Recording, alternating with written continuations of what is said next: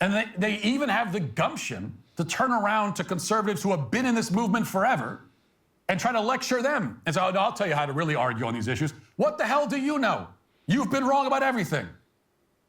You just started being sort of right about a few things 10 seconds ago. Maybe have some humility and shut up and listen for a few. You haven't listened at all your entire life. Maybe you should be listening now.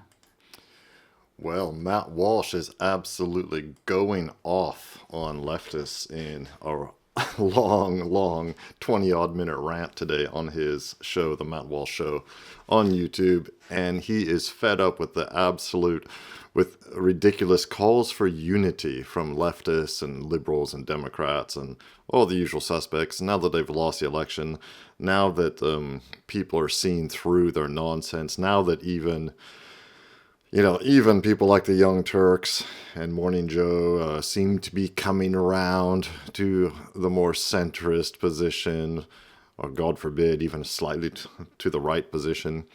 And he thinks it's all a bunch of BS. It's just a big act. And frankly, I agree with him. Now, Anna Kasparian of the Young Turks, we know, has been, over at least the past year, been coming around. Has upset a lot of her followers on the Young Turks. And much more recently, Cenk Uygur of the Young Turks has been doing the same thing, although it seems much more jarring, his turnaround. And Matt Walsh is not having any of it, and he just lets them have it in this rant. Let's get into it and see what he says. But even before that, we've seen some well-known figures on the left move to the right. Now, although in basically every case, they'll deny that they're moving to the right. Instead, they'll say something like, the left left me, which always turns out to be at most only partially true, but also partially their way of not having to actually admit that they were wrong about something. So you probably remember Mika and Joe on Morning Joe solemnly explaining their decision to go to Mar-a-Lago and meet with Donald Trump. They said that they agreed to restart communications with Trump and find common ground in order to heal our national divides and put an end to political warfare. Watch. What we did agree on was to restart communications. My father often spoke with world leaders with whom he and the United States profoundly disagreed. That's a task shared by reporters and commentators alike. We had not spoken to President Trump since March of 2020, other than a personal call Joe made to Trump on the morning after the attempt on his life in Butler, Pennsylvania. In this meeting, President Trump was tearful, he was upbeat, he seemed interested in finding common ground with Democrats on some of the most divisive issues. And for those asking why we would go speak to the president-elect during such fraught times, especially between us, I guess I would ask back, why wouldn't we? 5 years of political warfare has deeply divided Washington and the country. We have been as clear as we know how in expressing our deep concerns about President Trump's actions and words in the coarsening of public debate. But for nearly 80 million Americans, election denialism, public trials, and January 6th were not as important as the issues that moved them to send Donald Trump back to the White House with their vote. Joe and I realized it's time to do something different. And that starts with not only talking about Donald Trump, but also talking with him. So they talk about this meeting as if it was Lee and Grant at Appomattox or something. In reality, it doesn't actually matter whether Morning Joe gets along with Trump or not. They have zero impact on the country either way. But in any case, before, that was still them sort of moderating a bit. And before Morning Joe's big kumbaya moment, there were other examples of this sort of thing. Anna Kasparian of the Young Turks had been making the rounds for months, criticizing the left for its excesses. Of course, somebody like Bill Maher has been doing the same thing for much longer. And there are several other examples of this kind of thing. And these are all different people and different cases that shouldn't necessarily all be thrown into the same basket. But I do have some concerns about this now familiar routine of leftists seeing the light, or sort of seeing it, and then being immediately embraced by many on the right. If you like this kind of content, please like and subscribe. Really helps the channel. Let's get back to the video. Even celebrated and amplified as voices of reason. And I think the best way to explain my concerns is to point to another one of these newly minted voices of reason. This one also comes to us courtesy of the Young Turks. In fact, it is the creator of the show, Cenk Uygur. Now, Cenk has been a passionate, some would say vicious, unhinged, hysterical critic of Trump and MAGA and conservatives generally for many, many years. And yet, 2 weeks ago, he tweeted that he is now somehow feeling optimistic after the guy he despised and the movement he has opposed with his whole heart and soul just won. He wrote, quote, "I've been trying to figure out why I'm more optimistic now than I was before the election, even though I was so against the guy who won. I know now. MAGA is not my mortal enemy, and neither is the extreme left. My mortal enemy is the establishment, and they have been defeated." That is He could have written the same tweet after Donald Trump's first election victory back in 2016. That was truly a defeat of the establishment. But of course, Cenk didn't do it back then. He melted down completely, as did Anna Kasparian at the time, in a historic meltdown that you can find on YouTube. It's hilarious. Despite being a far-left commentator who has demonized conservatives for literally decades, he now says that MAGA is not his enemy. The establishment is his enemy. In other tweets and comments, he's called for unity between the two sides. He's criticized the extreme left, or as he now apparently calls them, the max left, and has assured us that if the folks on both sides can unite against the villainous establishment, we will be invincible. Last week, he appeared on the PBD podcast to explain this new approach, which he won't really admit is a new approach, but even so, here you go. Here's what my left-wing friends don't understand. They think you guys are all MAGA, and MAGA means it's a cult, and you're never going to disagree with Trump, you're never going to disagree with each other, and that you are like their father's Republicans. But you're not their father's Republicans. And so our side, I've been trying to get them to realize that Joe Biden, Nancy Pelosi, all these folks that take the money, they're not on your side. They're on the establishment side, right? And guys, today, I think that, we could do something historic. I think that we could actually unite the left flank and the right flank. And I've got a model for how to do that, and I want to run it by you guys. Before, when I battled the right wing, it was a wall, right? I was just like, nobody's listening to one another. They're just doing talking points. I hated it. And then MAGA looked like they were 100%. I'll be honest. I mean, in 2020, I was super pissed. And I said, look, I don't want to talk to Trump supporters. All I hear is the same thing, Trump, Trump, Trump, Trump, Trump, and they never waver. So what I'm saying to the left now is, no, I'm seeing something new and different here. The MAGA base has changed. Okay, that doesn't mean they don't like Trump. It doesn't mean that they're not right-wing.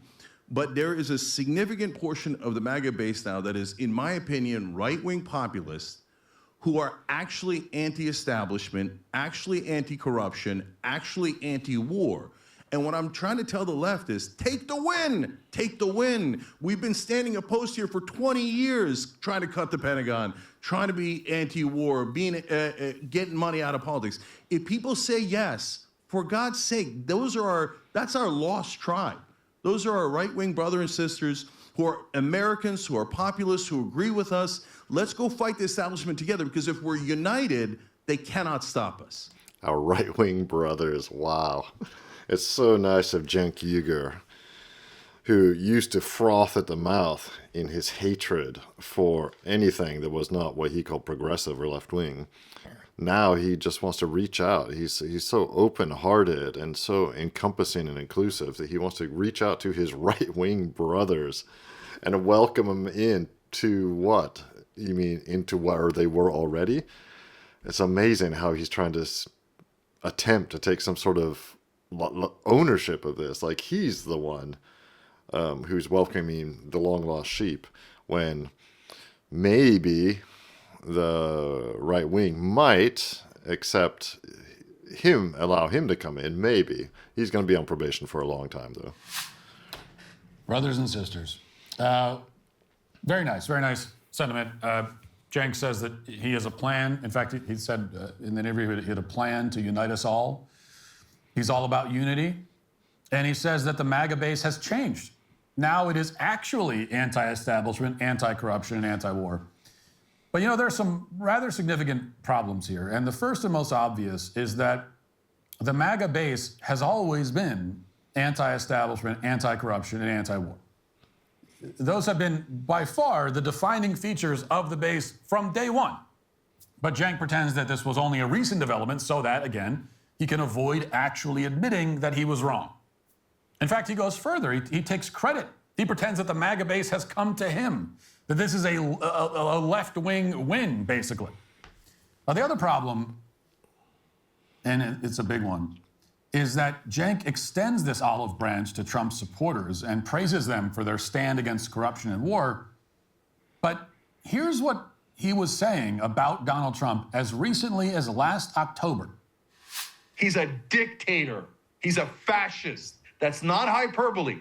So, and here, I'll upset a bunch of people on the left. Ron DeSantis and Nikki Haley are not fascists. They're terrible people for other reasons. But they've never done a coup against America. They don't use direct Nazi quotes that Trump does. The only fascist that is an actual threat to democracy is Donald J. Trump. He already tried to end this democracy once. And guys, last thing. The other day, he said, immigrants are poisoning the blood of our nation. That quote has only been used by Adolf Hitler and Donald J. Trump. So he's telling you ahead of time, I'm a Nazi. It's not like I didn't warn you. I used absurd Hitler quotes. I pulled them out of history and I said them for no reason, just to let you know I am a Nazi. All right, by the way, that was an interview that Cenk did when he was running for president, because apparently he ran for president. Cenk Uygur ran for president. Yeah, I think I heard something about that. That was a bit over a year ago, October 2023, that clip was from. And back then, yep, Cenk Uygur was saying exactly what he's been saying for, going on 20 years now.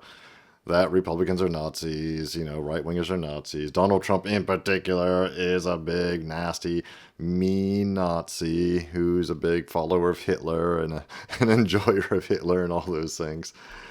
But apparently now he's seen the light only a year later from that rabid quote. He's now ready to embrace MAGA. He's ready to embrace right-wingers, and he's ready to build bridges in an act of unity. It's hilarious. They changed their tune on a number of serious issues, but they won't admit it. At the very least, these are people who ignored and probably scoffed at and demeaned the conservatives who told them that the left was on a slippery slope into madness. They didn't listen. So at the very least, they were wrong about that. But they won't admit that either. And yet they show up and they have all their ideas, and we're supposed to listen to them. And they even have the gumption to turn around to conservatives who have been in this movement forever and try to lecture them and say, oh, no, I'll tell you how to really argue on these issues. What the hell do you know? You've been wrong about everything. You just started being sort of right about a few things 10 seconds ago. Maybe have some humility and shut up and listen for a few. You haven't listened at all your entire life. Maybe you should be listening now. So what all this tells us, at best, is that these people still have all of the same arrogance and ignorance that made them radical leftists in the first place. They absolutely do. Matt Walsh's rant is right on the button. He's absolutely right. Yes, people can change, obviously. And as Matt Walsh said in the beginning of this clip, Anna Kasparian has been moving towards the right over the past year. Bill Maher has been much like that for years and years now. He's always been kind of a lefty liberal / libertarian type with some right of center leanings, I guess. I would just say that he is, shows some common sense from time to time. But yeah, excellent rant by Matt Walsh. Let me know what you guys think in the comments. I thought he really did a good job of pointing out the absolute hypocrisy of this sham unity act that a lot of leftists seem to want to engage in. People can change, but you got to watch them. They're going to have a long probation period. Anyway, we'll see what happens. It's always interesting to see what's going on in American politics and in the American and social cultural scene.